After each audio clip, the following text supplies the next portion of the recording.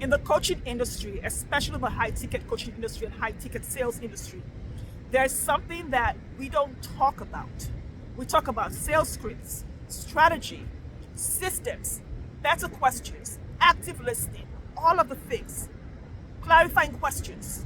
But when it comes to this one thing, we skip over it, maybe because we don't know about it, maybe because we're not aware of it, and maybe because we're not aware of the impact it has on pricing and packaging our offers, messaging those offers, marketing those offers, showing up fully, confidently, trusting ourselves to have conviction in the results we co-create, and asking for the sale. So what stops us grown women from asking for the sale? Whether it's in our emails, in our messaging, or during the high-ticket sales conversation, it's this unseen thing that is destroying so many powerful premium coaching businesses. And this is it. You see, all of us, me included, who you are, who you be, and how you show up naturally to do things in your life is controlled by one thing. Everything we do, who we be, how we show up, how we sell, how we talk, how we shine, what we sell, what we price, it's all based on one thing. It's based on the one thing that you don't want anyone to find out about you. The one thing that we don't want anyone to know about us. Maybe it's a secret, it's shame, it's guilt, it's condemnation, it's something, whether it's happened to us, whether we've done it, we've thought it, whatever it is, we've rejected that part of us. We've shamed that part of us.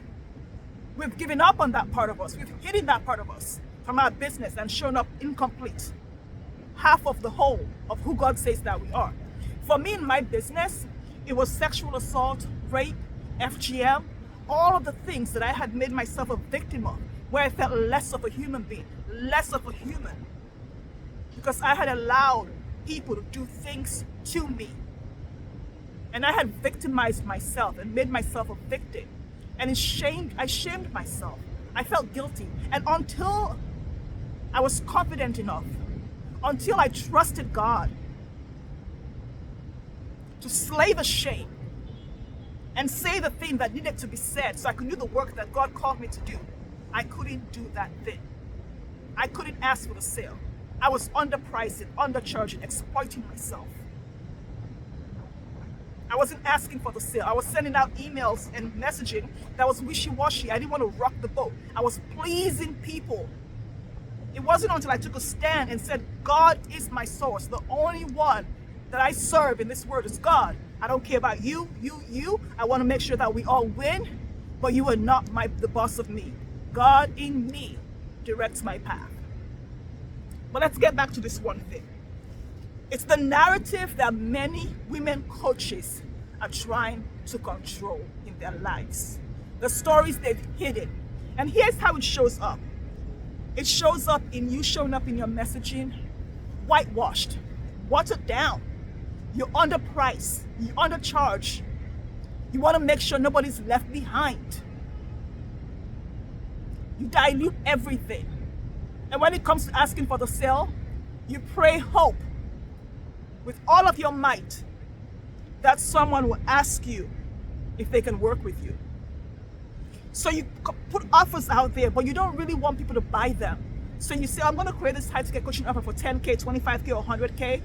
But you hope to God that nobody reaches out to ask you about it because you're not willing to deliver it because you feel less than. My invitation to women coaches who are experiencing this in their lives, which is all of us, we all have something we're hiding, okay, is to approach the thing, whatever that is in your life. It could be anything. We all have something. It's not just strategy, systems, and asking better questions and all the things that are making us underpriced, undercharged, and not ask for the sale. It's something inside of us, the dark side of us, the shadow that we're trying to pretend does not exist. Approach that thing that makes you feel less than whole, that makes you feel not valuable, that makes you feel incomplete, that makes you feel less worthy, that makes you feel like you can't charge $100,000, that makes you feel like everybody else is better than you, that makes you feel like you have to be better than everybody else, that makes you feel like you have to be the expert or the leader or whatever it is, that makes you forget that all you have to give is value. Approach that thing, draw it out, and bring it out into the light. Bring it out into the light. Because anything that you keep in the dark looks big, it looks ugly, it looks scary. And then you turn the light on and you think, oh gosh, it's just my daughter's dirty socks. That's all it is. It's not the big monster that I thought it was. So bring it out into the light. That way it stops controlling you. You don't want that to control you anymore. You don't want the thing that you're afraid of, people finding out about you, to control you. Because when you bring it out into the light, you're able to share your art and your mastery. You're able to slay the shame and talk about it in a way that transmutes to your clients, resonating and landing with you because they get it, they understand it. That way you don't have to go show your Stripe account on social media. You don't need 1,000 subscribers. You don't need 50,000 followers. You're whole and complete because you partner with God, and that is all you need. So what is that one thing? What is that one thing in your life that is playing havoc and wreaking havoc on your coaching business? How does it limit your messaging? How does it limit the type of offers that you're selling? How does it limit your full expression in asking for the sale? How does it limit the way you see your clients and the type of clients you're working with? Are you still working with clients you've outgrown because you're scared to move to the next level because, oh gosh, what if they find out the truth, whatever that is that you've been hiding? What if they find out that you're not good enough? You're not worthy? What if they find out the thing that makes them cancel you?